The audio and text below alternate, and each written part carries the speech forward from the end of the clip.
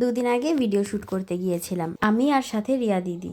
আমরা video shoot করতে গিয়েছিলাম লোকাল এরিয়াতে, তাই কটা ভিডিও শ্যুট করে বাড়ি এসে খাওয়া দাওয়া করে আবার চেঞ্জ করে আমার লেডি বার্ডকে নিয়ে শ্যুট করতে চলে যাই। আমাদের হাফ ভিডিও শ্যুট কমপ্লিট, এখন আরেকটা কিছুটা বাকি আছে, তারপরে রিয়া দিদিদের দেশ, আমি আমার দেশে। Bye bye. রিয়াদির ড্রেসটা কেমন লাগছে অবশ্যই বলো। ছাপনি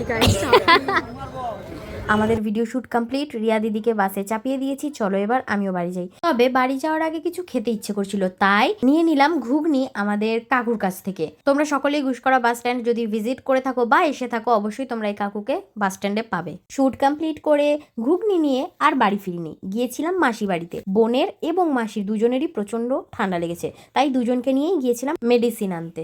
তারপরে বাড়ি ফেরার পথে চোখে পড়ে ভুট্টা, আর যখনই ভুট্টা কিনতে দাঁড়াই দেখি প্রচন্ড পরিমাণে ঝড় উঠে গিয়েছে। তাই মাসি বললো আর ভুট্টা নিতে হবে না, জলদি বাড়ি যা। তাই আর ভুট্টা না নিয়ে আমার লেডি বার্ডকে নিয়ে চলো বাড়ি ফিরি। টাটা।